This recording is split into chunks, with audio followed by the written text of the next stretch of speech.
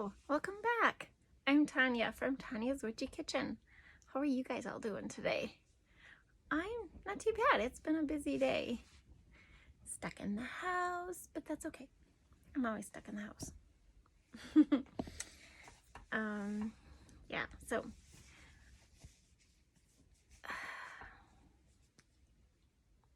I had a question for you.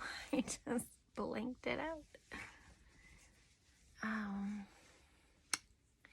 Yeah, so anyway, I'll just talk about the video. Do you know what a hydrosol is? It's so they can, like, if you have the equipment to make it, you get a very, instead of an essential oil from a plant, a hydrosol is a water from the plant steamed up. Yeah, where it's in water, steams up, and it collects those components from the plant and makes this beautiful, yummy smelling water. It can be used for toners, it can be used in lotions, it can be used in soap. Kind of expensive for soap, but it can be used in sugar scrubs, which is what we're going to do today. I'm going to show you how I make my hydrosol. Actually, my lilac one and my citrus ones are probably the better ones that turn out the best. Today we're doing lilac. No, we're not doing lilac. We're doing rose hydrosol. And on the off chance, I wanted to test a coconut hydrosol, which it turned out okay, you know. It turned out okay, but I'm not sure if it's going to be usable because you get all these little pieces of the coconut coming down and into it. Just, I need a different pot, I think. But anyway, so when I talk about the coconut water in the, was it the mojito? Okay, that's what it was. It was just the water that was boiled with the coconut flakes to try and make a hydrosol. And I did get, you know, a jar of it, but I don't know, we'll see. I was gonna try some micellar water. I need to start looking up words so I don't know how to pronounce them. I mean, I can read them, but I have to say them in English. It's a little different. But that is just a water that I've actually been using for a while, and it's really great because I suck at washing my face at night. And so the micellar water, you just put on a cotton ball and you wash your face and you don't have to rinse it off. It's awesome, like, but it's not on the website yet because I'm still tweaking it. Maybe when this comes out, maybe it'll be on there. We'll just have to see. Sorry, yeah, my hair's not, I didn't go all pretty today. I'm sorry. I just figured I didn't care. I'm sorry. Okay. But this is me, right? This is me. I just, you know, I'm stuck in the house, so I'm just like, this is me. You get to know me. But anyway, so that's what we're doing today. We're doing the hydrosols and a hydrosol unscented sugar scrub. And I will give you the details on that. I tried to boost the scent a little bit. You know, and I guess in the end, I could do whatever. Add a little orange essential oil or peppermint or spearmint, but that's okay. Wintergreen and lemon. Ooh, yeah. Okay. Anyway, this one's unscented. And don't chew my ass out because I'm not wearing gloves because I was making it for myself. So I don't need to wear gloves when I make products for myself. So 3 things. Dream big, be true to you, and you are worth it. Let's go check out the video. Have a good day. Bye. Okay, so there's my pot, and I'm thinking I need to get a deeper pot, but that's okay. And then I put the little, I use that as a double boiler. You can put a rock in there actually, or another upside down bowl, which I think a rock would be do really well. and then you have the bowl. And then these are my flower petals. These I did not collect because I have a jar I've collected, and these I just bought. Certified organic rose petals. They're just like the ones I get in the field. But yeah, these I bought for specific uses. So hydrosol means flower water is really what it means. And you can use anything: peppermint, chamomile, citrus peels, lemon balm, lilacs. I mean, it's kind of like the infusing witch hazel. You know, you can use almost anything. Roughly 6 handfuls of fresh or 3 handfuls of dried herb product, and enough water to cover so it does not submerge the rock, the bowl, and not chlorinated water. Okay, so distilled water is fine. When I make them just to use for like a specific thing that for myself, I will actually just use our well water, and it's still, our well water is tinted. But it'll actually come out clear because I'm collecting the steam it produces, not that water. But usually I use distilled water. It keeps microbes and bacteria and stuff like that at bay for a little bit anyway. And you want to start this at low heat. Low heat. It will burn. Believe me, I know this from experience.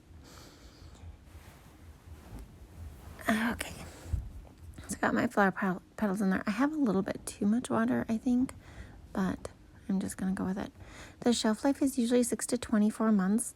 I keep mine in the refrigerator, and I've had some last all of 2 years.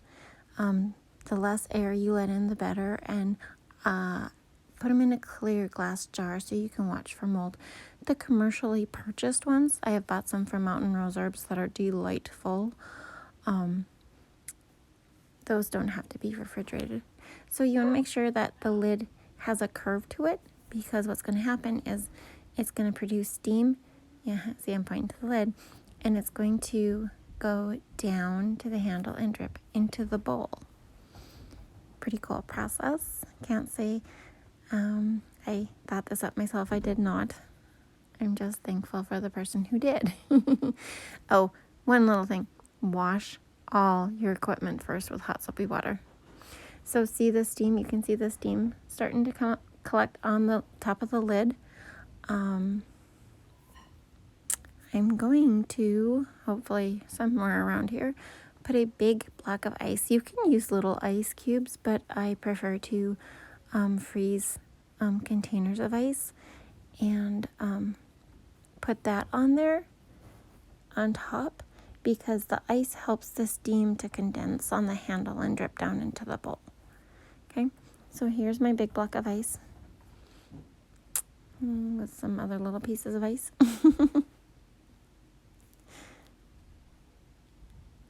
I just set it up there and keep it on low, and it'll start to simmer a little bit. But you have to watch the ice. This is not a project you can do while you're doing something else. See the steam? See, it's kind of simmering, and that's probably too much of a simmer, but you have to watch to make sure you don't run out of water in the pot. And as the ice melts, you want to strain that off the top of the cover. Otherwise, you're removing the cover and dumping it, and I think you just lose so much more when you do that. So I actually don't know if I show you or what I showed you. I actually use a turkey baster to suck the water off the top of the lid, and I have like 3 or 4 big ice cubes that I use for this, and it takes roughly about an hour or so. You can go 2 hours. You just got to keep an eye on it, keep an eye on the ice, and make sure the water in the pot there's still water, because you don't want to burn it. I was hoping I was going to show you how I sucked the ice off, or sucked the water off the pot. Oh, I did. Okay, see? Just put it in the turkey baster, and I just actually put it in a jar, and then when I had to water plants, I just used it for that, because it's just melted ice, not a big deal. See, I'm showing you how the water just collects on the bottom of the lid, and it's putting drip by drip. There's my second ice cube. Drip by drip, it's putting water into that little bowl in there. It's a really cool process. Now, this is not a commercial, obviously the commercial way they do it. They have this really neat equipment, which would be awesome to own, but you'd probably be wanting to be a professional Hydrosol seller, and I don't use it that much. I just use it here and there, and this does the job for me. But like I said, the rose is very, very light, whereas my my lilac Hydrosol is delightful, very, very beautiful. I'm just showing you. I think I'm checking the water. Yeah, I'm checking the water. You have to check the water. I mean, that's one reason to remove the cover, but I don't like removing the cover very often because I just feel like I lose all that stuff on the cover, you know. Every little drop counts. So, yeah. See? That's my big ice cube. Okay, and on to the coconut one. Like I said, this was a test one because I had just seen that you could buy coconut hydrosol, and I wondered if I could actually make it. But like I said, it kind of turned out, but sometimes it bubbled up and like it would float up to the top. The roses don't do that. I was shocked that I was getting so much coconut in my hydrosol, but like I said, that's where the Mojito Bandito coconut water, quote unquote, came from. It was just the water in the pot with the coconut flakes. Okay, so I added some water, doing the thing, just like before. Like I said, you can use a rock in place of that little, I can't even think of what the heck that thing is. Helps me, it's my double boiler thing, bobber, but you can easily use a rock or another bowl that's flipped upside down the opposite way. But you need to have a higher pot, and this is the only way I can make this one work in this pot. So hydrosols, some other uses, you can use it as a face or all over body spritz. You can replace it with your daily toner and just use it as a toner. You can, if you have large pores, now don't quote this from me, I haven't tried this one, but you can mix a little vodka in it to help tighten your pores, which would be an interesting test now, wouldn't it? Face masks. Yeah, you get the powdered face masks. Instead of water, you can use a hydrosol. Mix it in there and you get all those properties. You can use it as a hair rinse. Mist it on and leave it in. Don't rinse it out. And you can use it as flavoring. That would take a commercial one. I don't think mine would flavor. 1 teaspoon to 1 tablespoon per glass of water, or club soda or tonic water. That would actually be kind of good. Okay, and there's my hydrosol, all pretty and clear. And now onto the sugar scrub. And if you hear some weird noises, that's my son. That is actually my coconut oil, beeswax, and shea. This is my emulsifying wax. And so the oils I used, it is a coconut with hibiscus flower and a sunflower with lemon peels, and then they're infused and strained. So that's what those two are. And then you have to blend it with an immersion blender, but it was such a tiny batch, I just used my blender. And you blend it for 5 minutes to make sure all the ingredients are very well incorporated. And then this is after I added the hydrosol and my preservative. And then, see my son, can you hear him? That's my oldest one. I think he's playing with a dog. You bring this down down to 80 degrees Fahrenheit, because we're going to add sugar, and you don't want your sugar melting. You know, you don't want it melting in your product. You want it to stay as a sugar scrub. So I'm just going to add an ounce at a time, and I'm going to slowly incorporate the sugar. My Hydrosol was an orange peel Hydrosol. So there's a very, very light scent to this, but it's not, if you like scented things, I would, order a scented one. But it's very light, very light, and it's great for people who cannot have, they can't use scents. And actually, that used to be me. I couldn't use any of the Bath and Body stuff. Anything that was really strong, it drove me nuts. Felt like I could taste it all day. It sucked getting pedicures because it was weird. But anyway, but I don't have, so when I buy I make sure my fragrance oils are phthalate free and all that, and I don't have a problem with it unless I get it on my skin undiluted for some reason. Then it, bothers me, but I haven't had any problems with my fragrance oils themselves, so I'm wondering if that's not a big issue, is if they're phthalate free or not. But anyway, so I was adding 1 ounce at a time, approximately, to make the sugar scrub.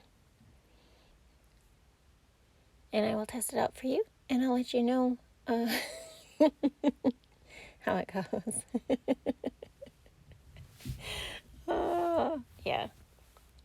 It's just for me.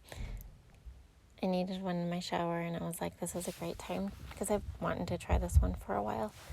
There's not a lot of Hydrosol in it, but enough, to give it that scent. And if you have a commercially bought one, it would be delightful. I have a Neroli one, Orange Blossom. Oh, I love that one. Yeah. See, it's beautiful. Just this, and there's no colorants in there. It's got the pink color from the hibiscus, the coconut and hibiscus flowers. So it's a very pretty scrub all on its own. No colors, no fragrances, just how it is. See? Maybe you'll see it on my website soon. Or in the special order section. Okay, and now a quick recipe for the Hydrosol sugar scrub. You need 0.93 ounces coconut and 0.42 ounces shea and 0.10 beeswax and 0.15 ounces emulsifying wax and 0.18 ounces any light oil. I used the sunflower infused oil, but any light oil. You want to heat it in a glass container in the microwave at 30-second bursts till it's all melted or mostly melted, and then just make sure you mix it, stir it till it is all melted. And then with a stick blender or a hand mixer, you want to blend that for 5 minutes. And I know that seems like a lot, but you want it all incorporated really well. Okay, cool to around 122 degrees Fahrenheit. Add 0.04 ounces preservative, 0.01 ounce vitamin E, and 0.125 ounces of the Hydrosol. And you want to just blend that in. And blend it in really, really well, okay? And then you're going to let that cool to around 80 degrees Fahrenheit. Okay? And then when it's down to around 80 degrees Fahrenheit, it'll be real cool to the touch.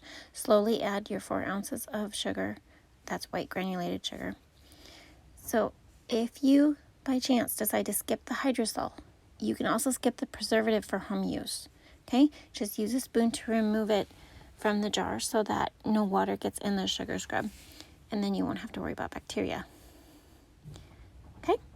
It's real simple, real easy. Give it a try. Let me know what you think.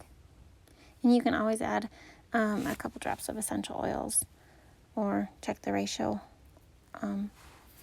Check the ratio on a essential oil calculator Google has one. I can't remember the website. But anyway, there you go.